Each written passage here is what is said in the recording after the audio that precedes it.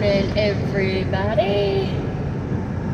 It's about 20 till 5 in the a.m.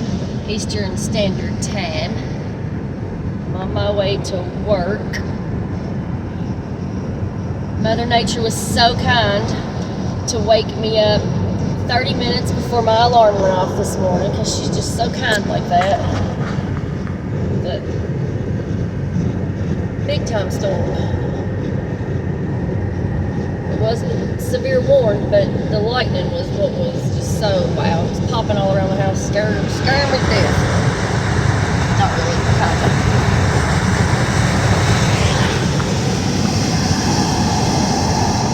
I think today we're supposed to, have more of this all day long, which I love being away from my house and my daughter and my cats. And stuff like this is going on.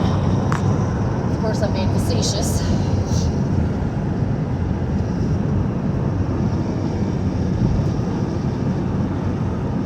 I hope you all have a great day. Stay safe. Pay attention to the weather if you're in an area that might get some severe weather today. Be prepared. Don't be scared.